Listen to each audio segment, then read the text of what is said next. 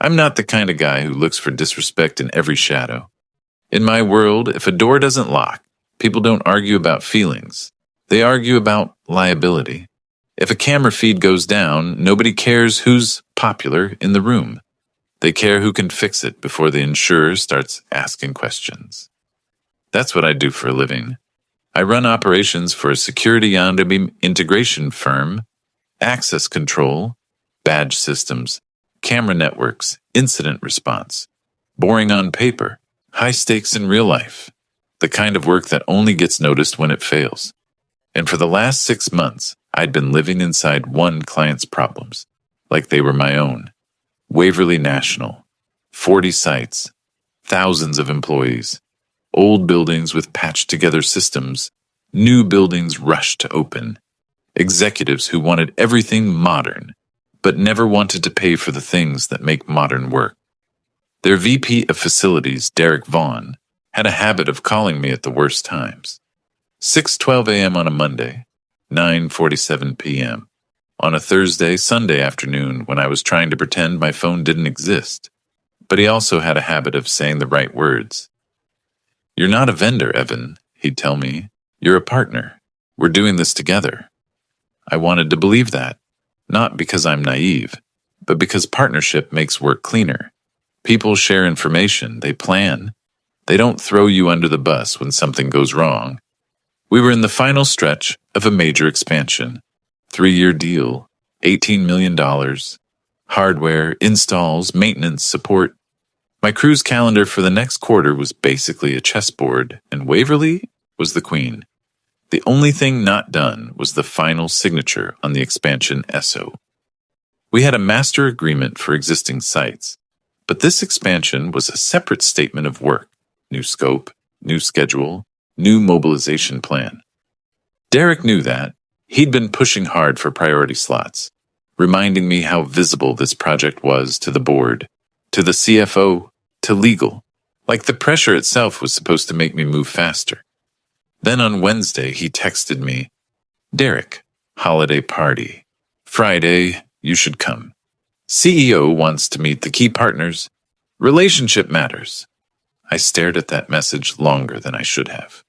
I don't love corporate parties. I don't love being the guy who shows up, shakes hands, pretends we're all friends, then goes back to being ignored until the next emergency. But Derek had been careful lately, almost respectful. He'd been asking for my input in meetings, looping me in early, using my name on calls instead of saying the vendor. So I told myself it was a good sign. Friday evening, I finished a site check, drove home, showered, and stood in front of my closet like I was choosing armor. I could have worn a suit, I own one, but it felt fake, like I was trying to become someone else just to be allowed in the room. Instead, I went with what I always wore when I needed to look sharp but functional. Clean dark jeans, boots, a fitted black quarter zip with my company logo small on the chest. No wrinkles, no stains. I didn't look sloppy. I looked like the guy who actually builds the thing everyone else talks about. The hotel was one of those places designed to make you feel underdressed the moment you enter. Warm light, polished stone, holiday decor that looked expensive and vaguely aggressive. There was a check-in table near the ballroom doors with 2 women handing out badges and drink tickets. I stepped up, smiled, and gave my name. One of them flipped through a printed list. Her finger moved down the page slowly, like she was checking every letter. Then she turned the page. Then another page. Her smile didn't reach her eyes. "I'm not seeing you," she said. I laughed softly because that kind of mistake happens. "Maybe under Northwind?" I said. "Northwind Security." She didn't even check. Her eyes dropped to my chest logo like it confirmed a suspicion. "Oh," she said, "you're with the vendor." The way she said vendor made it sound like delivery driver. "I'm here as Derek Vaughn's guest," I said. "He invited me." She set the paper down, and her tone hardened into policy. "Vendors are not badged through the main entrance. You'll need to go around back." For a second, I honestly didn't understand what she meant. "Back?"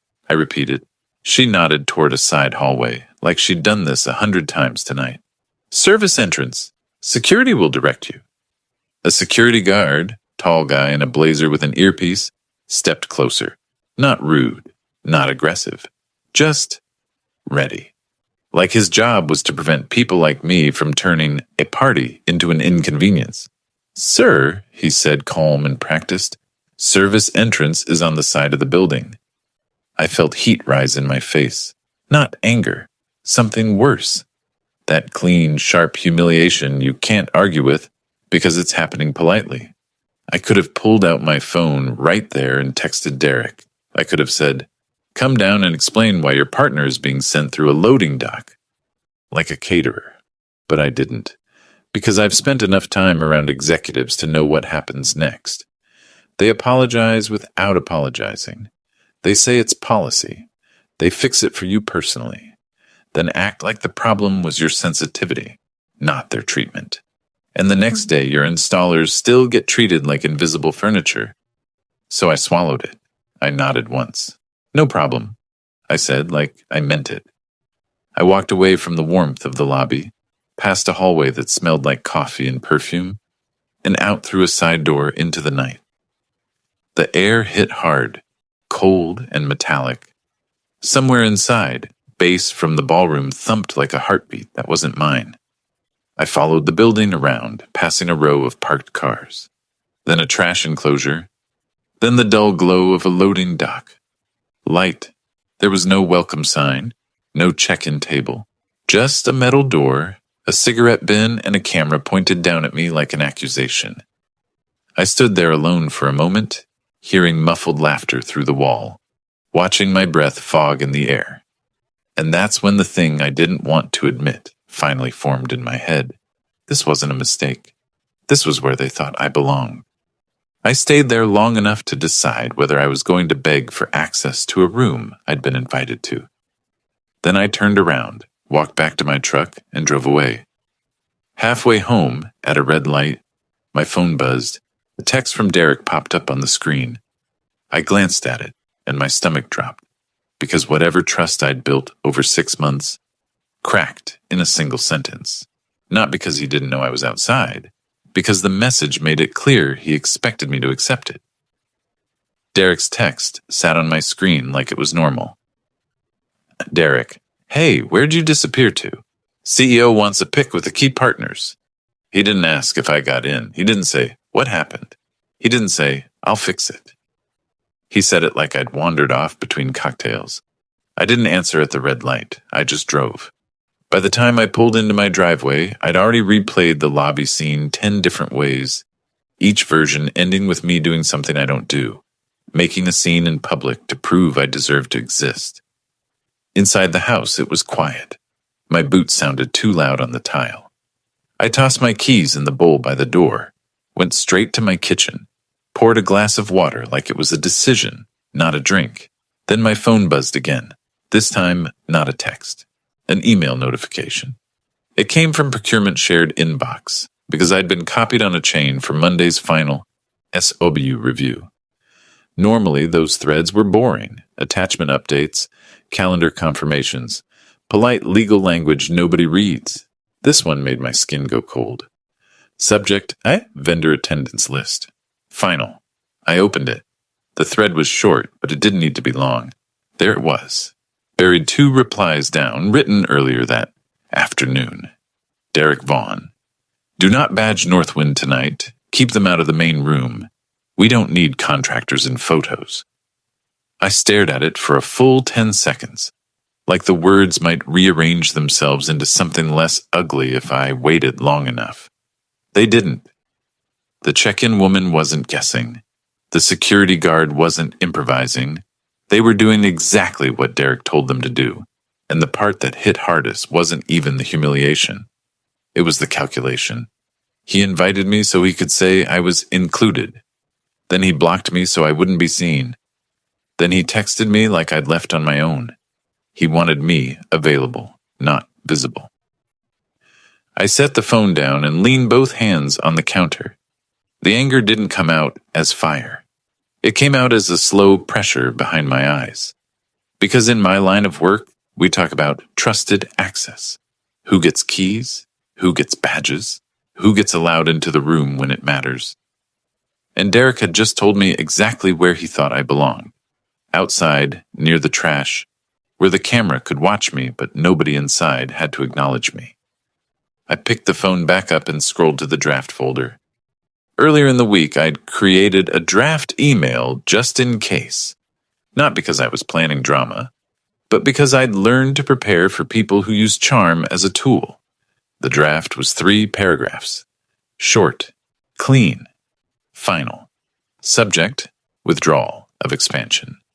SW, effective. Immediately, I didn't send it yet. I read it twice, then closed it. Because the deal was big. The relationship was big. And the adult part of my brain still wanted to believe there was a version of this where Derek apologizes, says it was a misunderstanding, fixes it Monday, and we move forward. But another part of me, the part that had stood in the loading dock air, already knew that was fantasy. Saturday morning at 8:06 a.m., my phone rang. The caller ID made my eyebrows lift. Marianne Holt. CFOs don't call you on weekends unless one of 2 things is true. Either they're about to save you, or they're about to bury you, I answered on the second ring. Evan, Marianne said, voice measured. I'm hearing there was an issue at the party last night. I looked down at the email thread still open on my phone. Not an issue, I said. A decision.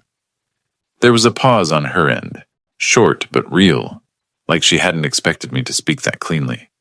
Derek said you arrived underdressed and became difficult, she said carefully, like she was reading from a script she didn't like. I let the silence stretch until she felt it. Then I said, I was wearing clean, dark jeans and a quarter zip with my company logo. I gave my name. Your staff told me to go to the service entrance. I complied. Then I left. Marianne exhaled. Do you have documentation of what you're implying? I almost smiled. Almost. Yes, I said. Derek's email, the one where he told procurement not to badge us.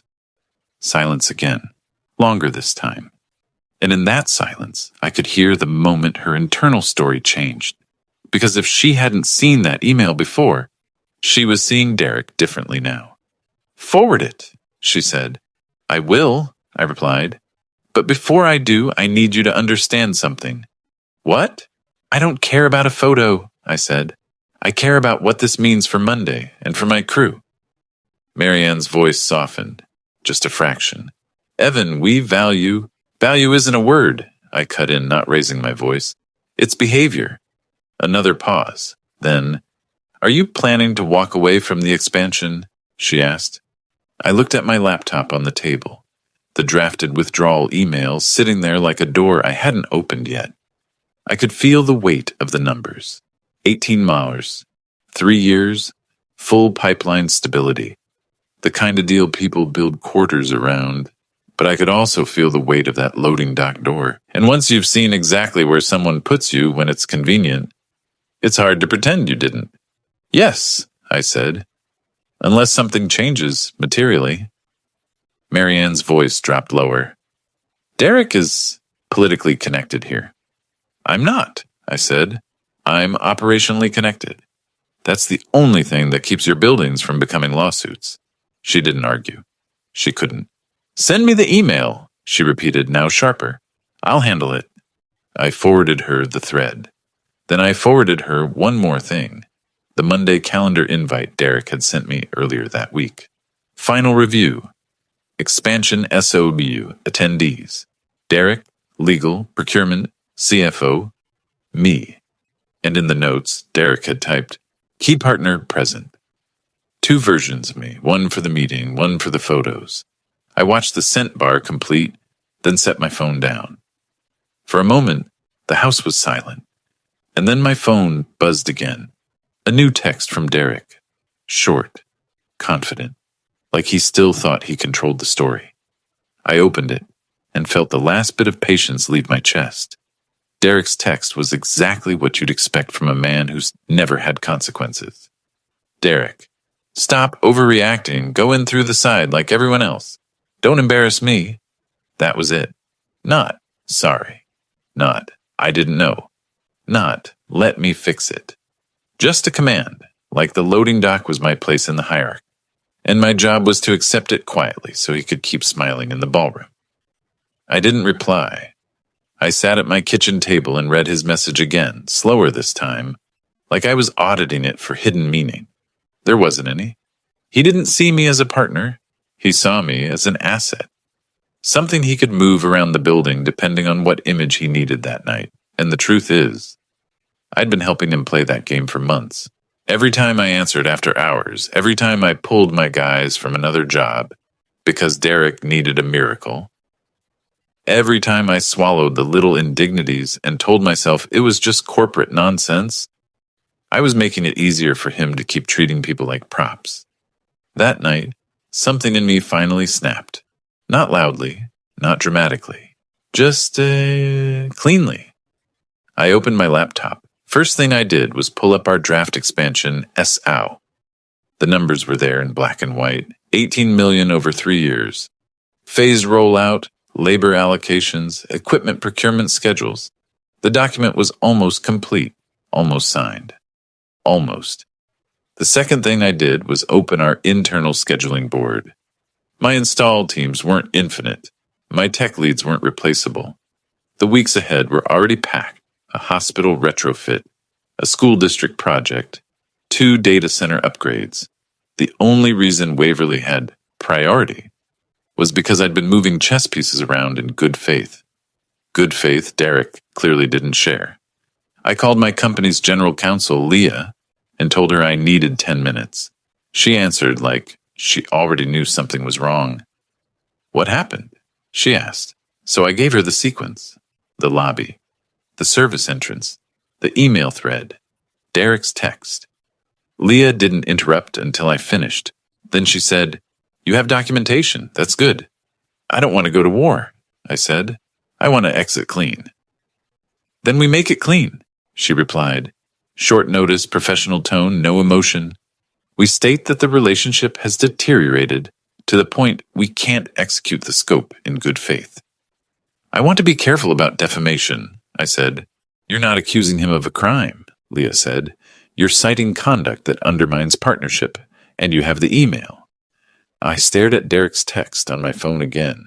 The part that kept echoing wasn't the insult, it was the certainty. Go in through the side like everyone else. Like I was being unreasonable for expecting basic respect. "I'm done being the hero," I said, and the words surprised me because they were true the moment they left my mouth. Leah didn't say good. She didn't say finally. She just said, "Send me the SO. I'll annotate withdrawal language. You send it to procurement and legal, not to Derek. Let them route it." That was the moment I realized this wasn't about winning an argument with Derek. This was about choosing what kind of operator I was going to be. The guy who keeps saving people who don't respect him. Or the guy who protects his team and his standards, even when it costs money. I opened a new email. To Procurement Shared Inbox, Waverly Legal. CC, Marianne Holt, CFO. Subject, Withdrawal of Expansion, SOW. Effective immediately. My hands didn't shake. My chest felt weirdly calm, like my body had already accepted the decision before my mind finished catching up. I kept it tight. We are withdrawing from the expansion SOW discussions effective immediately. Based on events on December 25th and subsequent communications, we do not believe the partnership environment supports successful execution. We remain available for transition support under the existing master agreement for current sites, per contract terms. No insults, no drama, no emotional paragraphs, just the truth stated as a boundary. I attached the draft SOW. I attached the email thread Derek sent procurement, the one instructing them not to badge us. I didn't include Derek's text. I didn't need to. The thread alone was enough to make the point without turning it into a personal fight. I hovered over send. This wasn't just money. It was 6 months of work. It was the kind of deal that makes a quarter look stable. It was the kind of thing you're supposed to work through. But I kept seeing the camera above the loading dock, the cigarette bin, the cold air, the security guard who wasn't even the villain, just a man following instructions from a leader who wanted contractors invisible. And I thought about my tech lead, Marcus, who shows up at 5:30 a.m. with tools and coffee and fixes problems nobody wants to admit exist. If Derek could casually push me outside like I didn't matter, what would he do to Marcus when the schedule slipped and the board got angry? That was the realization that locked it in. So I hit send, a quiet click, a whoosh, and just like that, $18 million became someone else's problem. For the first time since Friday night, my breathing slowed. Not because I felt victorious, because I felt honest. 2 minutes later, my phone rang. Derek. I let it ring. I watched it buzz against the table like a trapped insect. Then it stopped. A second later, it rang again. Still Derek. I didn't answer. Then an email came in from procurement. Timestamp 2 minutes after mine. Please confirm you are withdrawing due to a commercial dispute. Commercial dispute. That was their attempt to turn this into negotiation noise, something solvable with a discount and a smile. I replied with one sentence. This is not a pricing matter. It is a relationship and governance matter. Then Marianne's number lit up my phone again. This time, I answered. Evan, she said, and her voice was different now. Sharper, quieter, controlled. I saw Derek's email. Okay, I said. I also saw your withdrawal, she continued. Before this goes any further, our CEO and general counsel want a call. I leaned back in my chair and stared at the ceiling like I could find patience up there. Today? I asked. Yes, she said. 2 p.m. video. I didn't feel fear. I didn't feel excitement. I felt something closer to inevitability, like the building had finally reached the point where it couldn't pretend the cracks were cosmetic. Send the invite, I said. When I hung up, my phone buzzed again. Not Derek. A new email from Waverly Legal. Subject line only. No body visible yet. But the subject was enough to tell me Derek wasn't going to go down quietly. Subject, notice of potential breach. Immediate response requested. The subject line hit like a cheap punch. Notice of potential breach. Immediate response requested. It was Saturday. We weren't even in business hours. And they were already trying to frame this like I'd done something wrong. I didn't panic, but I felt the room tilt a little, the way it does when you realize the other side isn't looking for resolution. They're looking for leverage. I opened the email. It was exactly what you'd expect from corporate legal when someone powerful is cornered. We do not accept your characterization. You are obligated to perform. Failure to proceed may constitute breach. It was written to intimidate, not to clarify. I forwarded it to Leah with one line. Derek is escalating through legal. She replied within 3 minutes. Do not respond substantively. We respond after the CEO call. So I waited.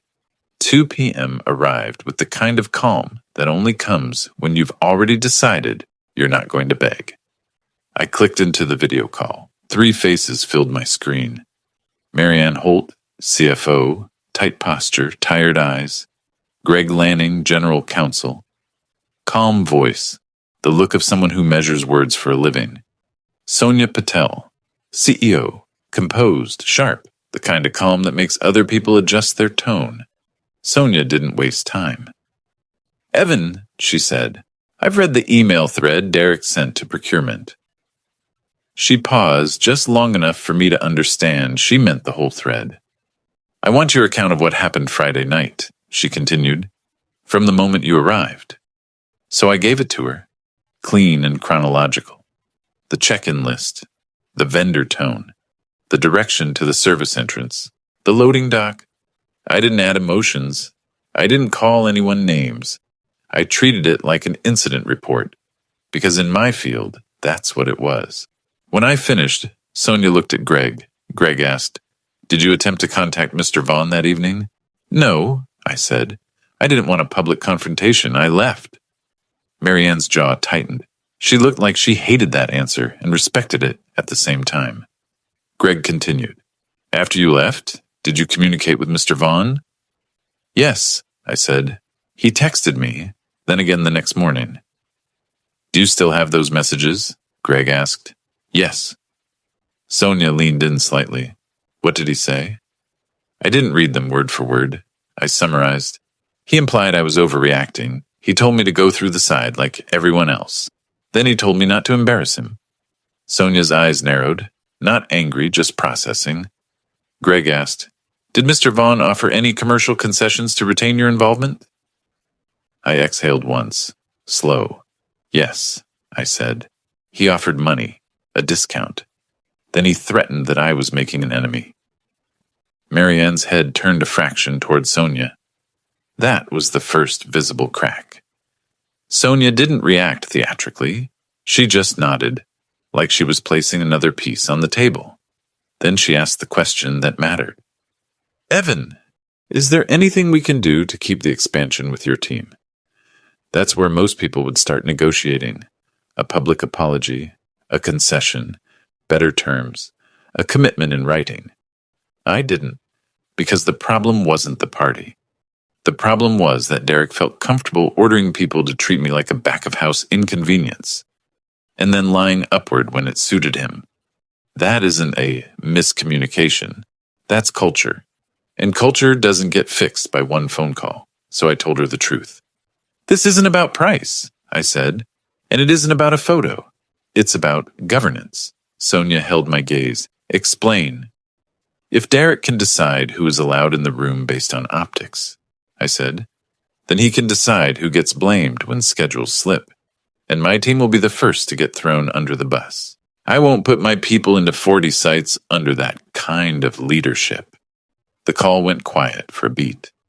Then Sonia said carefully, If Derek is removed from oversight of your relationship, would you reconsider? That was the moment.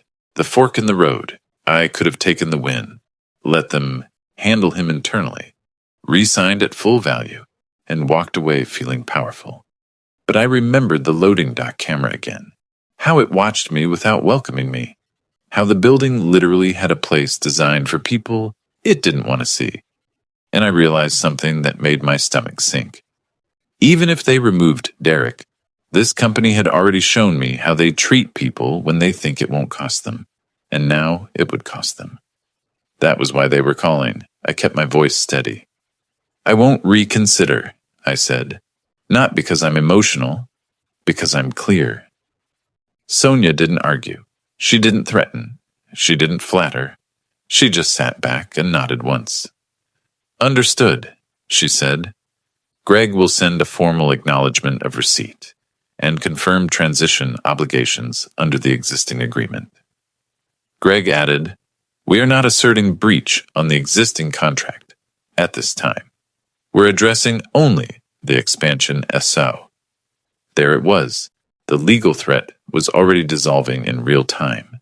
Because the CEO didn't want a vendor dispute. She wanted the bleeding to stop. I didn't celebrate. I didn't gloat. I simply said, We'll cooperate on transition support within our current obligations. Sonia's expression softened slightly, not friendly but respectful. Thank you, she said. I'm sorry this occurred. Then the call ended. I stared at my dark screen for a second after everyone dropped off. My phone buzzed immediately. A text from Derek. Short. Aggressive. Like he'd just been told something he didn't like and needed someone else to feel small again. Derek, you just nuked my quarter. Enjoy the fallout. I didn't reply, because 5 minutes later, Marianne emailed me directly. No procurement, no legal, just her. Subject, update one sentence in the body. Derek has been placed on administrative leave pending review. You will not hear from him again. That was my micro-catharsis. Not joy, not triumph. Relief, because I didn't have to fight him. I didn't have to expose him to the whole company. I didn't have to play dirty. His own paper trail did what paper trails always do. When the right people finally look, it turned charm into evidence. But the chaos wasn't over, not for them. They still had 40 sites, a board deadline, and an insurer watching. And now they had a hole where my team was supposed to be. The next email I received made that painfully clear. It came from their risk department. Subject: carrier escalation, coverage contingent, on security upgrade timeline. I opened it, and for the first time, I understood what Derek had really been doing for months. He wasn't trying to treat me like a partner. He was trying to hide how close they were to losing coverage, and he'd been using my work as the cover story. The carrier escalation email was written in the cold language that makes executives sweat. Not please, not when you have time. It said their coverage was contingent on completing the upgrade timeline, and that any delay would trigger a reassessment of premiums, exclusions, and liability exposure. That explained a lot. It explained why Derek had been pushing so hard, why he needed priority slots, why he wanted me available, but not visible. He wasn't building a partnership. He was trying to outrun a deadline he couldn't control and keep his image clean while other people did the dirty work.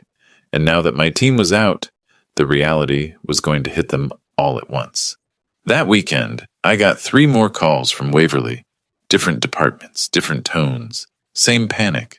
Procurement asked if we'd reconsider for a revised rate. Risk asked if we could at least hold the schedule. Legal asked for clarification on your obligations, carefully avoiding the word breach now. I answered all of them the same way. We will support transition under the existing agreement for current sites. We will not execute the expansion. No anger, no lectures, no long explanations, just a boundary repeated like policy, because that's what it had become. On Monday morning, the lobby of my own office felt quieter than usual. My team was already in motion. Vans leaving, techs grabbing gear, project managers on calls. The normal rhythm of real work. Marcus, my lead installer, the guy I'd thought about at the loading dock, stepped into my doorway with a coffee in one hand and a clipboard in the other. "You okay?" he asked, casual. I nodded. "Yeah." He leaned on the frame. "Waverly?" "Waverly," I confirmed. Marcus grimaced. "They treated you weird?" I looked at him for a second and realized something I didn't expect. My crew already knew. Not the details, but the pattern. They always do. The people in the field feel disrespect like weather, before the executives even admit it exists. "Yeah," I said. "They did." Marcus nodded once. No drama, no curiosity, just agreement. "Good," he said. I hated that sight. He walked away like it was settled, and the simplicity of that made my chest loosen. That's what I mean by peace. Not winning, not revenge, just not carrying other people's dysfunction on my back. 2 weeks later, I found out where the 18 million went. Not to a competitor who beat us on price. To a national firm that does fast deployments with subcontractors. Expensive, rushed, and messy, but presentable. The kind of vendor you can put in a photo without worrying about work boots. They came in, promised Waverly the same timeline, and immediately started slipping dates. Their change orders piled up. Their subcontractor turnover was constant. The rollout became a weekly fire drill. Waverly didn't implode, but they paid, quietly, predictably, painfully. 90 days later, I got a short email from Sonia Patel, the CEO. No corporate fluff, no marketing tone, just accountability. She apologized again, this time more directly. She told me Derek was no longer with the company. She said the incident had triggered an internal review of vendor treatment and event protocols. She asked without pressure if I'd ever consider working with Waverly again in the future under new governance. I read it twice, and I felt nothing sharp. No urge to punish, no urge to reopen the wound, just a calm understanding. Some doors close for a reason. I replied with one paragraph. I thanked her for the note. I said I respected how she handled it once she had the facts. I confirmed we wished them well, but we were committed elsewhere for the next 12 months and would not be pursuing new scope with Waverly. It was honest. It was clean. It was final. That same week, I signed a deal of similar size, different client, different culture. a regional rival of Waverly, expanding across a comparable footprint. The scope wasn't identical, but it was close enough that my team stayed booked, my revenue stayed stable, and nobody had to swallow disrespect to keep the numbers pretty. On kickoff day, their COO met me in the lobby. No badge table drama, no service entrance, no confusion about where I belonged. He shook my hand and said, "We're glad you're here. I hear you're the guy who tells the truth early." I smiled, not the tight one from the loading dock night, but a real one. "Only way I know," I said. Later, when I walked back to my truck, I caught my reflection in the glass. Dark jeans, boots, quarter zip with my logo. Same outfit, different outcome. Because the difference was never the clothes. It was the line I finally drew. They sent me outside like I didn't matter. So I made one decision that proved I did. And the best part? I didn't have to burn anything down. I just stopped holding up a roof that wasn't built to respect the people underneath it.